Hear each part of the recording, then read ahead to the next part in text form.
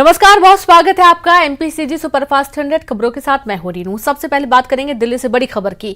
Corona ने एक बार फिर से डराना शुरू कर दिया है। कोरोना ने 12,000 का आंकड़ा पार कर लिया है। देश में 24 घंटे में कोरोना के 12,213 नए मामले सामने आए हैं। 24 घंटे में 7,624 लोग डिस्चार्ज हुए हैं। तो देखिए, आंकड़ों में जब उछाल आना शुरू होता है तो बहुत तेजी से आंकड़े बढ़ते हैं और ऐसा ही कुछ देखा जा रहा है। जब 24 घंटे में 12,000 के पार नए मामले सामने आए हैं। दिल्ली से बड़ी खबर है, कोविड केसों की संख्या में इजाफा देखा जा रहा है।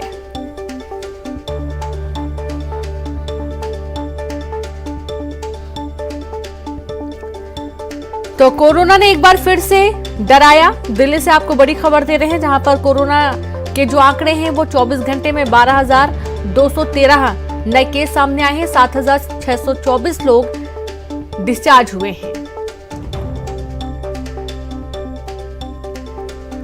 तो हॉस्पिटल की आप तस्वीरें देखिए, जहां पर एक बार फिर से हॉस्पिटल में भीड़ लगना शुरू हो गई है। एक बार फिर से कोरोना ने दस्तक दे दी है। 12,000 के पार नए मामले 24 घंटे में देखने को मिल रहे हैं। 7,624 लोग डिस्चार्ज हुए हैं। अब आप अंदाजा लगाइए कि कोविड के केस कितनी तेजी से बढ़ रहे हैं। कुछ दिन पहले तक कोविड की संख्या बहुत कम 1 या 2 केस ही सामने आ रहे थे, लेकिन एक बार फिर से आंकड़ों में तेजी से इजाफा देखा जा रहा है। तो वहीं भोपाल से एक और बड़ी खबर है, जहां पर एमपी में बढ़े कोरोना के मामले। 24 घंटे के दौरान कोरोना के 57 नए मामले सामने आए हैं। भोपाल में 15 पॉजिटिव मामले सामने आए, तो वहीं इंदौर में मिले 19 नए मामले।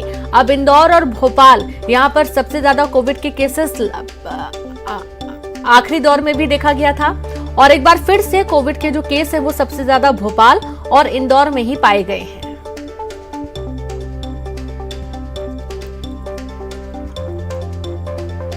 तो लगातार बढ़ी संख्या से अब चिंता बढ़ना लाजमी है और ये आप लोगों के लिए बहुत महत्वपूर्ण हो जाता है कि आप एहतियात बरतें, बिल्कुल भी लापरवाही ना करें, क्योंकि थोड़ी सी लापरवाही जान पर भी आ सकती है। आप ये देखिए कि जब कोविड के केसेस बढ़ना शुरू होते हैं, 10 के बाद 50 के बाद 100 और 200, जब आंकड़ा हजारों के पार जाता है तो वाकई में स्थितियां थोड़ी खराब होने लगती हैं। तमाम जो अस्पताल हैं वहां पर व्यवस्थाएं की जानी शुरू हो चुकी हैं। हालांकि जिला प्रशासन ने पहले ही सभी अस्पतालों को कोविड से निपटने के लिए हमेशा व्यवस्थाएं बनाए रखने के निर्देश दे रखे हैं, लेकिन उसके बावजूद अब देखा यह जा रहा है कि कोविड की संख्या में जैसे जैसे उछाल आ रहा है वैसे वैसे अब लोगों को एहतियात बरतना शुरू कर देना चाहिए। मास्क अनिवार्य है, आसपास के लोगों से दूरी बनाकर रखें, भीड़ भाड़ वाले इलाकों में जाने से बचें। जितने कोविड प्रोटोकॉल्स का आपने पालन हाई टाइम में किया है, उन्हीं कोविड प्रोटोकॉल्स का पालन आपको अभी भी करना है। तो इंदौर में 19 नए मामले सामने आए हैं कोविड के और ये वो मामले हैं जो कि रजिस्टर्ड हुए हैं। कई ऐसे मामले भी होते हैं जो कि सामने नहीं आ पाते हैं लेकिन कोविड संक्रमित होते हैं। और सीधे रुक करेंगे, रायपुर से संवाददाता युगल तिवारी जुड़ गए हैं। युगल, अब देखा जा रहा है कि पूरे देश में कोविड के नए मामले सामने आने शुरू हो चुके हैं। छत्तीसगढ़ में भी कोविड के मरीज मिलने शुरू हो गए हैं।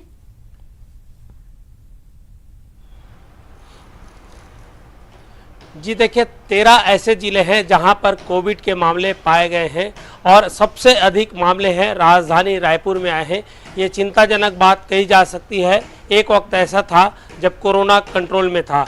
जब भी इस तरह की स्थितियां बनती है, कोरोना कंट्रोल में होता है, उसके बाद अचानक कोरोना के मामले में काफ़ी तेज़ी आ जाती है। लोग लापरवाही बरतते हैं। जैसे ही ढिलाई दी जाती है, लोग सोशल डिस्टेंसिंग का पालन नहीं करते हैं। यही वजह है कि मामले बिल्कुल नगण्य होने के बाद भी अचानक से मामले हैं वो बढ़ जाते हैं। दरअसल रीनू, छत्तीसगढ़ 5 राज्यों से घिरा हुआ है और यहाँ पर चाहे वो महाराष्ट्र से हो, चाहे आंध्र प्रदेश से हो, उड़ीसा से हो या फिर बिहार से, तमाम लोगों की आवाजाही काफ़ी है। ऐसे में जो कोरोना के मामले हैं उसके संख्या में अचानक से वृद्धि आ जाती है। तो अब ज़रूरत इस बात की है कि स्थानीय लोगों को, छत्तीसगढ़ की आम जनता को कोरोना को लेकर के सजग रहना पड़ेगा। सरकार के भरोसे या स्वास्थ्य महकमे की भरोसे कोरोना पर नियंत्रण बिल्कुल भी नहीं लाया जा सकता। जो लोगों की अपनी, जो आम नागरिकों की जो अपनी दायित्व है उसे निर्वहन करना पड़ेगा। जो गाइडलाइन जारी किया गया है उसका पालन होता कहीं दिख नहीं रहा है। यही वजह है कि कोरोना के मामले काफी तेजी से बढ़ रहे हैं। जी बिल्कुल। और साथ ही संवाददाता अनुराग भी जुड़ गए हैं भोपाल से। अनुराग, कोविड के केस भोपाल और इंदौर एक बार फिर से देखा जा रहा है कि यहां पर सबसे ज्यादा मामले सामने आए हैं।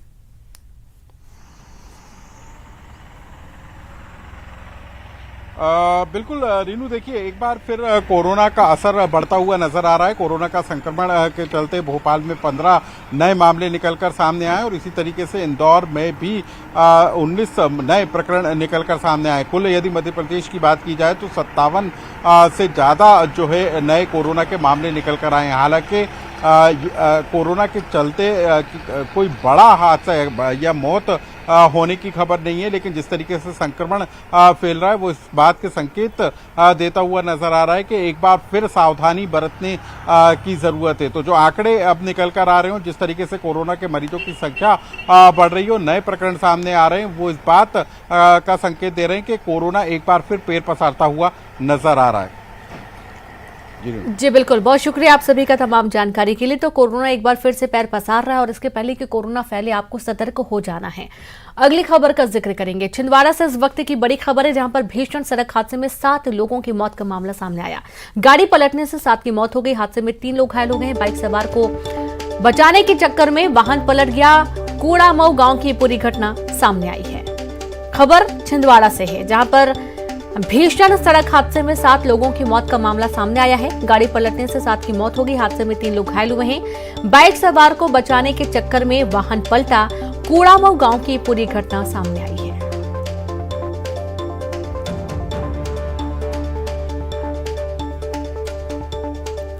तो खबर छिंदवाड़ा से है, जहां पर भीषण सड़क हादसा हुआ है और इस हादसे में 7 लोगों की मौत हो गई।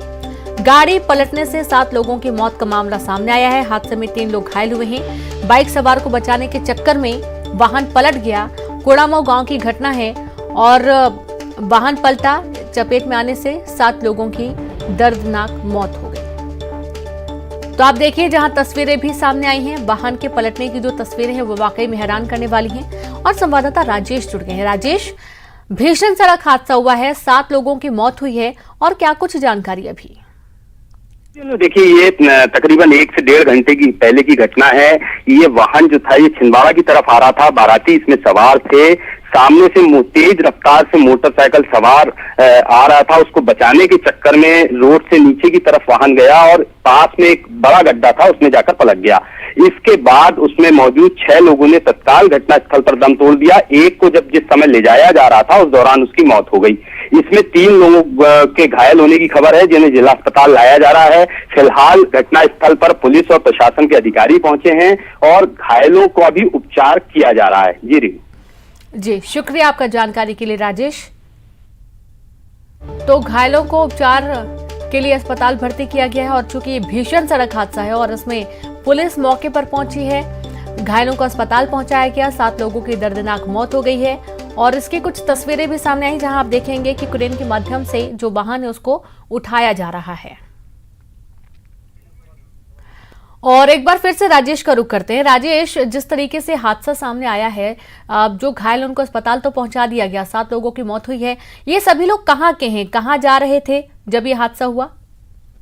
जी देखिए, अभी पूरी तरीके से साफ नहीं हुआ है कि लोग कहाँ के थे। फिलहाल इन घायलों का उपचार किया जा रहा है। पुलिस और प्रशासन के अधिकारी ये पता कर रहे हैं कि ये कहाँ के थे और किस जगह जा रहे थे। जो प्रारंभिक जानकारी हमारे पास है उसके मुताबिक ये छिंदवाड़ा की तरफ ये बारात लेकर आ रही थी। इसमें 7 से 8 लोग सवार थे और जो बाइक सवार थे उसमें 3 लोग बाइक पे सवार थे। इस बात को ध्यान में रखते हुए पुलिस और प्रशासन के अधिकारी शवों की शिनाख्त करने का भी काम शुरू कर रहे हैं। जी, किसकी लापरवाही यहाँ पर समझी जा रही है? क्या कोई प्रत्यक्षदर्शी रहा है या फिर सीसीटीवी, कोई कैमरा, कोई जानकारी?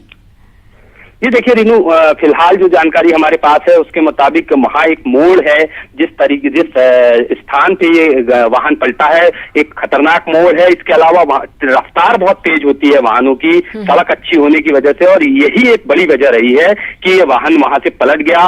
अक्सर ये देखने में आ रहा है, अभी चूंकि शादियों का सीजन चल रहा है, बारात में वाहन तेज रफ्तार से चलते हैं, पहुंचने की सबको जल्दी होती है और इसी जल्दी ने इस हादसे को जन्म दिया और ये 7 लोगों की मौत हो गई। यानी कि जल्दबाजी और तेज रफ्तार इस पूरे हादसे की वजह? जी बिल्कुल रीनू, देखिए फिलहाल जो जानकारी है उसके मुताबिक तो यही समझ में आ रहा है। जी, शुक्रिया आपका राजेश तमाम जानकारी के लिए। तो फिलहाल ये साफ नहीं हो पाया कि ये लोग कहाँ के थे, और ये जरूर है कि बारात लेकर ये इस वाहन में जा रहे थे और सामने से आ रहे बाइक सवार को बचाने के चक्कर में हादसा हुआ है। अगली खबर है रायपुर से, जहां पर रेस्क्यू टीम का आज सम्मान होगा। दोपहर 12 बजे से भूपेश बघेल करेंगे सम्मानित। सेना, एसडीआरएफ, एनडीआरएफ, जिला पुलिस बल, नगर सेना, प्रशासनिक अधिकारियों सहित 11 दलों ने अहम भूमिका निभाई थी। 105 घंटे बाद राहुल को निकाला था सुरक्षित। सबसे बड़े रेस्क्यू ऑपरेशन के रियल हीरो का आज सम्मान होना है। आप ये देखिए कि पूरे 5 दिन तक 105 घंटे तक रेस्क्यू टीम मौके पर मौजूद रही। दिन रात एक कर दिया गया, पूरे टाइम खुदाई चलती रही और टनल बनाने की कोशिश जारी रही। और इसी बीच जब कठिनाइयां सामने आई तो हर बाधा को पार कर रेस्क्यू टीम ने राहुल को आखिरकार निकाल लिया। और संवाददाता युगल जुड़ गए। युगल, आज रेस्क्यू टीम का सम्मान होना है, कहां ये सम्मान दिया जाएगा और कौन कौन इस खास मौके पर शामिल होने वाला है?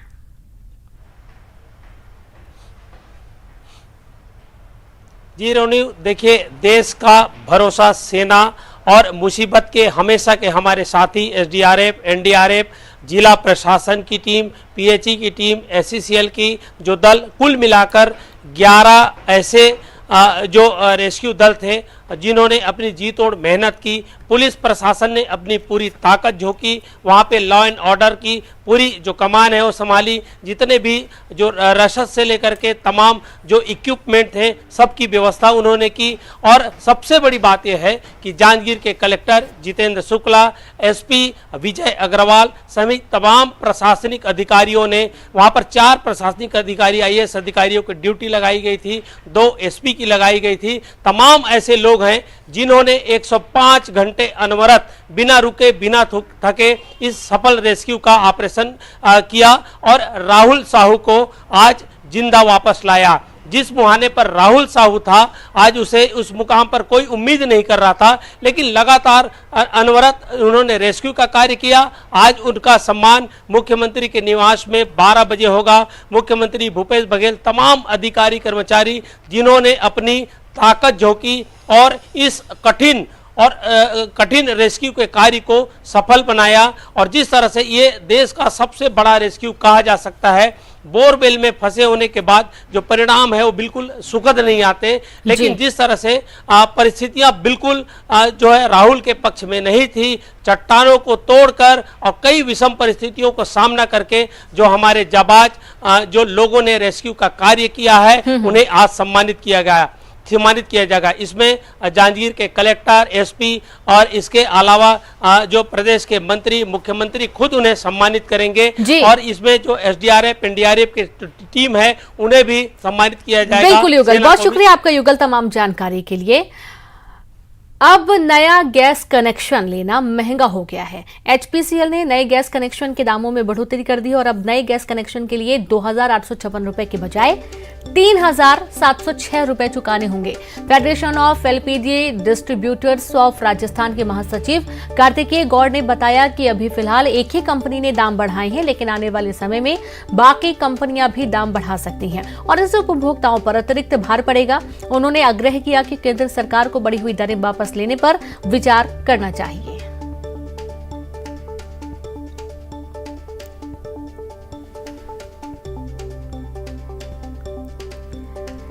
तो आप ये देखिए कि पहले से ही महंगाई है और महंगाई का एक और जो झटका है वो अब उपभोक्ताओं को लगेगा, क्योंकि जो गैस के दाम हैं, गैस कनेक्शन लेना अब लोगों को महंगा पड़ जाएगा। अभी तक जो कनेक्शन का शुल्क होता था वो 2,856 रुपए होता था, लेकिन अब इसके बजाय 3,706 रुपए चुकाने होंगे। Federation of LPG distributors of Rajasthan के महासचिव कार्तिकेय गौड़ ने बताया कि अभी फिलहाल एक ही कंपनी ने दाम बढ़ाए हैं, लेकिन आने वाले समय में बाकी कंपनियां भी दाम बढ़ा सकती हैं और इससे उपभोक्ताओं पर अतिरिक्त भार पड़ेगा। केंद्र सरकार को बढ़ी हुई दरें वापस लेने पर विचार करना चाहिए, यह आग्रह किया गया है। तो गैस का नया कनेक्शन लेना अब लोगों के लिए महंगा हो जाएगा। एचपीसीएल ने नए गैस कनेक्शन के दामों में बढ़ोतरी कर दी है। अभी तक गैस कनेक्शन लेने के लिए आपको 2,856 रुपए देने होते थे, लेकिन अब इसकी बजाय 3,706 रुपए चुकाने होंगे। संवाददाता अनुराग जुड़ गए। अनुराग, महंगाई का एक और अतिरिक्त जो भार है वो लोगों पर पड़ने वाला, उपभोक्ताओं पर बढ़ने वाला है, क्योंकि जैसा कि गैस कनेक्शन लेना महंगा कर दिया गया है और ऐसा कहा जा रहा है कि ये तो सिर्फ एक कंपनी की बात है, बाकी कंपनियां भी रेट बढ़ा सकती हैं।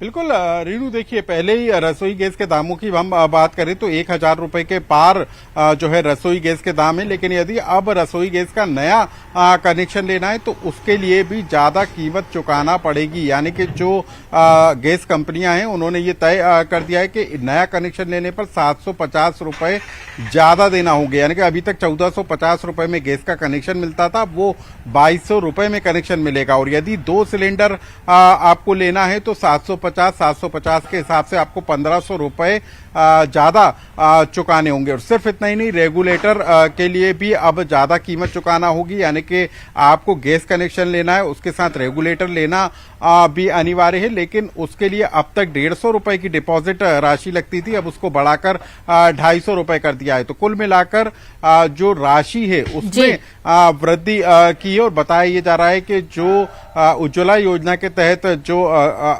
लोग हितग्राही आते हैं उनको भी इसके दायरे में लाने की कवायद है। तो कुल मिलाकर जिस तरीके से रसोई गैस के दाम बढ़ रहे हैं उसी तरीके से अब रसोई गैस का नया कनेक्शन लेना भी महंगा होगा। बिल्कुल अनुराग, बहुत शुक्रिया आपका तमाम जानकारी के लिए। खबर बैतूल से, जहां पिछले 4 घंटे से लगातार हो रही तेज बरसात से जनजीवन प्रभावित हो गया। निचली बस्तियों में जलभराव होने से लोग परेशान हैं और इसके साथ ही छोटे बड़े नालों पर अतिक्रमण ने समस्याएं बढ़ा दी हैं। और संवाददाता ऋषु नायडू जुड़ गए। ऋषु, बारिश हुई, बारिश का इंतजार था, लेकिन अब बारिश होने की वजह से परेशानियां भी बढ़ गई हैं लोगों की। जिस तरह से आज कल रात 3 बजे से ही लगातार बारिश हो रही है बैतूल में, जो निचली बस्तियां हैं, बैतूल के जो निचले इलाके हैं, वहां पर लगातार जलभराव की स्थिति निर्मित हो गई है। नगर पालिका जो है उनके कामों की भी एक तरह से पोल खुल गई है, क्योंकि बारिश के पहले जो जरूरी इंतजाम किए जाने थे, जो नालों की सफाई होनी थी और निचली बस्तियों का मुआयना करना था जहां हर साल जलभराव होता है, वो नहीं किया गया, जिसके कारण एक बार फिर वही स्थितियां निर्मित हो गई है। अतिक्रमण जो है नालों पर वो एक बड़ी समस्या बना हुआ है लंबे समय से। नालों पे अतिक्रमण से जो है नालों में जब ओवरफ्लो होता है बारिश की वजह से, तो पानी डाइवर्ट होकर दूसरी जो निचले इलाके हैं वहां डाइवर्ट होता है और बस्तियों में पानी भरता है। ये एक बड़ी समस्या है। अभी बारिश की शुरुआत भर है और अभी एक लंबा दौर बारिश का बीतना है। अगर इस तरह से हालात बने रहेंगे तो मुश्किलें लगातार लोगों की बढ़ती आएगी और नगर पालिका को इस ओर जरूरी इंतजाम और ध्यान देने की बहुत सख्त आवश्यकता है। जी बिल्कुल, शुक्रिया आपका ऋषु जानकारी के लिए।